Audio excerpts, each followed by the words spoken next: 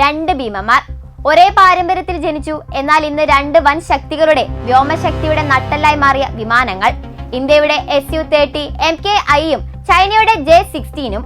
Soviet യൂണിയന്റെ Su-27 ഫ്ലാങ്കർ കുടുംബത്തിൽ നിന്ന് വേരുകളുള്ള ഈ രണ്ട് യുദ്ധവിമാനങ്ങളിൽ യഥാർത്ഥത്തിൽ ആരാണ് കൂടുതൽ ശക്തൻ? ആകാശത്തെ ഈ അജേയരായ പോരാളികളുടെ കരുത്തും കുറവുകളും നമുക്കൊന്ന് പരിശോധിക്കാം. ആദ്യം ഇന്ത്യയുടെ കരുത്തനായ Su-30 MKIയിലേക്ക് നോക്കാം. വളരെ അടുത്തുള്ള വ്യോമ പോരാട്ടങ്ങളിൽ അല്ലെങ്കിൽ ഡോഗ് ഫൈറ്റുകളിൽ ഇതിനെ വെല്ലാൻ മറ്റൊരു വിമാനമില്ല. വായുവിൽ അതിവേഗ തിരിവുകൾ സാധ്യമാക്കുന്ന ത്രസ്റ്റ് വെക്ടറിംഗ് എഞ്ചിനുകളും മുന്നിലെ ചെറിയ ചിറകുകളായ കനാഡുകളും സുഖോയ്ക്ക് സമാനതകളില്ലാത്ത ചടുലത നൽകുന്നു.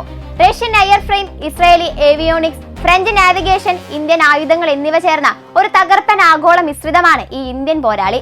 മറുവശത്ത് ചൈനയുടെ കയ്യിലുള്ളത് അവരുടെ തദ്ദേശീയ സാങ്കേതിക വിദ്യയിൽ വിരിഞ്ഞ J-16 ആണ്. സുഖോയെ പോലെ വായുവിൽ അത്ര ചടുലമല്ലെങ്കിലും കൂടുതൽ ദൂരത്തേക്ക് മാരകമായ ആയുധങ്ങളും ഇന്ധനവും വഹിക്കാൻ ഇതിനു കഴിയും. ഇതിലെ അത്യാധുനിക SR റഡാർ ശത്രുക്കളെ വേഗത്തിൽ കണ്ടെത്താനും ഇലക്ട്രോണിക് യുദ്ധമുറകളെ പ്രതിരോധിക്കാനും സഹായിക്കുന്നു.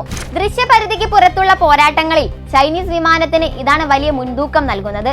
ആയുധങ്ങളുടെ കാര്യത്തിൽ ഇന്ത്യയുടെ ബ്രഹ്മോസ് സൂപ്പർസോണിക് മിസൈലും ചൈനയുടെ PL-50 ദീർഘദൂര മിസൈലും തമ്മിലാണ് പ്രധാന മത്സരം.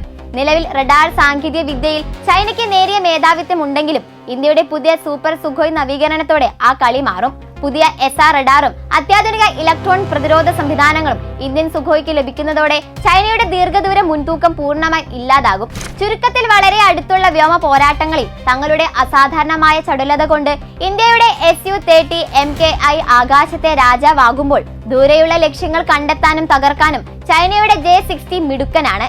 എന്നാൽ ഓർക്കുക, യുദ്ധകളത്തിൽ കേവലം സാങ്കേതിക വിദ്യകൾ മാത്രമല്ല വിജയെ തീരുമാനിക്കുന്നത്. പൈലറ്റുമാരുടെ കഠിനമായ പരിശീലനവും കൃത്യമായ തന്ത്രങ്ങളും ഇന്ത്യൻ വ്യോമസേനയുടെ ആസൂത്രിതമായ സൂപ്പർ സുഖോയ് നവീകരണവുമായിരിക്കും വരും നാളുകളിൽ ഈ ആകാശ പോരിലെ യഥാർത്ഥ മേധാവിത്വം ആർക്കെന്ന് നിർണ്ണയിക്കുക.